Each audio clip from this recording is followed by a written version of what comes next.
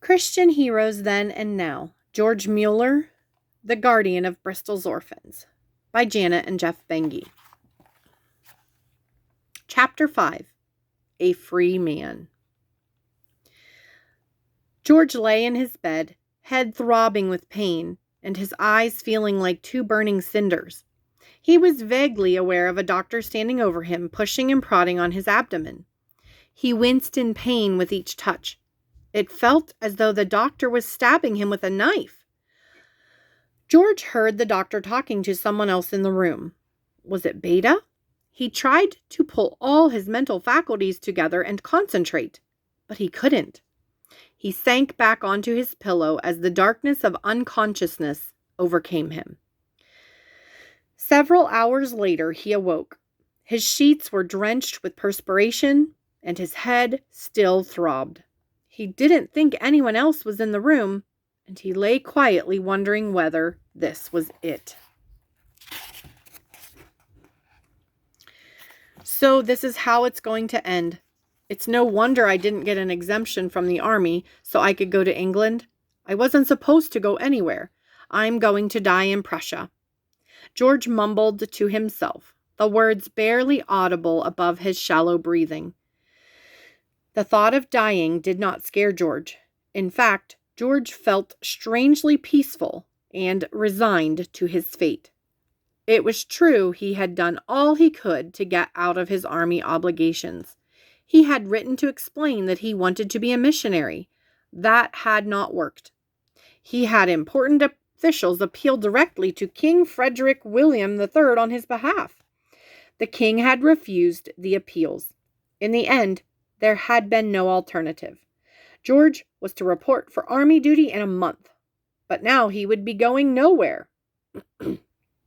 George heard door hinges creak and looked over to see Beta silhouetted in the doorway. Beta tiptoed to the bedside. When he saw that George was awake, he smiled. "How are you feeling, my friend?" he asked quietly. I don't know. Better, I think," replied George, unsure of his condition. "Did the doctor come to see me before?" "Yes," replied Beta, surprised. "You remember?" George tried to nod his head, but it hurt too much. "What did he say?" he asked. "It's not good news, I'm afraid. It seems the illness you have had for the past month made you cough and overexercise your stomach muscles. The coughing fit caused a blood vessel in your stomach to break. You had been bleeding there for quite some time, the doctor thought." "What happens now?" asked George through cracked lips. "I have some medicine here the doctor mixed for you. He said you should take it, and rest, and pray." Beta lifted an amber-colored bottle from the side table and pulled the cork from its neck. George swallowed a spoonful of the thick black liquid from the bottle before falling back onto his pillow. He was exhausted from the effort of leaning forward. Rest and pray. George knew how to do both, but would they be enough? For 5 days, George lay somewhere between life and death. Then, much to the amazement of the doctor, he began to make a slow recovery. A month later, George was well enough to report to the army to begin active duty, or so he thought. As the army doctor examined him, not once but twice, he frowned and asked George a lot of questions about his health. In the end, he shook his head. "It's a sorry thing to have to say to a young lad like you, but it's my opinion you're not well enough to serve in the army. If you waited 10 years, I doubt you'd ever be well enough for the Prussian army. You'll have to be excused." The doctor looked apologetically at George, who was trying his best to hold back a smile. An army general, no less, signed the papers, and within the space of an hour, George Muller's sickness had made him a free man, able to travel wherever he wanted. On March 19, 1829, George stood on the deck of the boat he had boarded in Rotterdam, Holland, for the trip to England. Now, as the boat sailed up the River Thames toward London, George took a deep breath of English air. He had made it. George was eager for the boat to tie up so that he could get on with his training. The sooner he started, the sooner he would be on his way back to mainland Europe as a missionary to the Jews. By the end of his first day in London, George had found himself a room in a cheap boarding house in Hackney. Definitely not the fashionable end of London, but it suited his purposes. The next morning, George took a coach to the London Society for Promoting Christianity Among the Jews.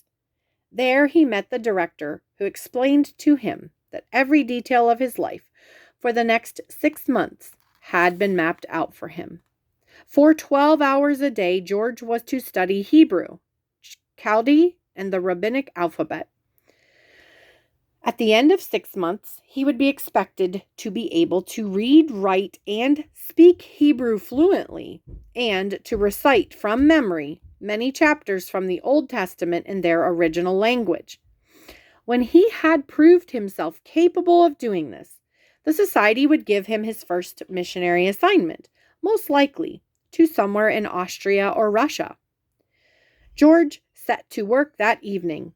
Even though he had the advantage of already knowing a little Hebrew, he was aware that he would have to work hard if he was going to be a missionary at the end of 6 months. George encountered small encouragements along the way. He heard, for instance, of a rich dentist from Exeter in southwest England who had given up his very profitable practice to go to Persia as a missionary. The dentist, whose name was Anthony Groves, apparently wasn't asking anyone for financial support. He was going to go out as a missionary, trusting God to meet all of his financial needs. He sounded like a man after George's own heart, and George wished he could have met him. But Dr. Groves had already left England, and all George could do was hope that it wouldn't be too long before he followed Groves' example. George was in London for only 2 months before he suffered a setback. The illness that had kept him out of the Prussian army flared up again. The English doctor who visited him was very alarmed. He felt sure that George was about to die, and he urged him to get out of the damp, smoky air of London as soon as possible. He told him that his only hope for recovery was to stay at the seaside. George took the doctor's advice, and as soon as he had the strength, he made the coach trip to Tynemouth in Devon in southern England. George had no particular reason for choosing Tynemouth other than that it had a mild climate and bracing sea air. But while he was there, he encountered circumstances that would change the course of his life. While in Tynemouth, George Muller met a Scotsman named Henry Craik. Henry was the same age as George and, like George, was a university graduate who had become a Christian during his college years. Also like George, Henry Craik had worked as a tutor, only not for adults but for children. George was astonished to learn that the children whom Henry had tutored were the children of Anthony Groves, the dentist, and now missionary George had heard about in London. Of course, George wanted to know all about Anthony Groves, and Henry Craik, who was very impressed with his old employer, was glad to share what he knew. He told George that Anthony Groves had become involved with a group of influential Christian men whom he'd encountered while staying in Dublin, Ireland. The men, who were all graduates of top colleges, included in their ranks the sons of an Irish member of Parliament, a baron, a lord, and the godson of Admiral Nelson. The men had begun meeting together to discuss their Christian beliefs. After studying the Bible, they came to the conclusion that it was indeed true and that they should follow it exactly. This led Anthony Groves to give 10% of his income to the poor. He then upped it to 25%. Finally, he began to give away all his income, except for a small amount, to cover the day-to-day needs of his family. Ultimately, Groves decided to sell all he had and become a missionary. Other members of the group made similar decisions. One of them, Benjamin Newton, had begun to hold Christian meetings at Plymouth, near the southwestern tip of England, where he was enjoying great success. The meetings were open to believers of all denominations and were now being called the Plymouth Brethren meetings. George was fascinated by all he heard. He wished he could meet some of these men. If they'd had the kind of impact on Anthony Groves' life as Henry Craik seemed to indicate, they were people George wanted to know. For 10 days, George stayed in Tynemouth. He would not allow himself to stay longer because he had to make up for lost time in his Hebrew lessons. As his health improved and his strength returned, he was more anxious than ever to get on with the task of becoming a missionary. Although George returned to London feeling physically stronger than he had in a long time, something else about him had changed. George had a new mission. He had been inspired by Henry Craik's description of Anthony Groves and the Plymouth Brethren. George promised himself that he would stop reading books about the Bible and instead read only the Bible itself from cover to cover. And when he had read through the Bible completely, he would start at the beginning and read it again. The more George read the Bible, the more he wanted to start doing something right away. He didn't want to wait until he was sent out by the Missionary Society. George organized a prayer meeting in his room each evening from 6 until 8. He invited his fellow students, many of them who came to the meetings. But this wasn't enough for George. Why, he asked himself, should he wait until he got to Europe to preach to the Jews? There were thousands of Jews right here in London. George took to the streets of London, his pockets stuffed with tracts, each with his name and address carefully written on it. He headed for the street corners where he had seen Jewish men gather. Sometimes he preached to the men assembled there. Sometimes he read from the New Testament to the small boys who crowded around him.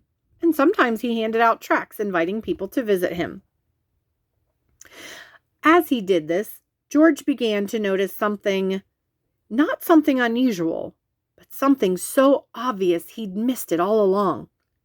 As he spoke to the Jews, hundreds of non-Jewish people hurried by him. But many of these people needed to hear the gospel message as much as Jewish people did. A desire to talk to people of all religions and faiths about God began to grow in George.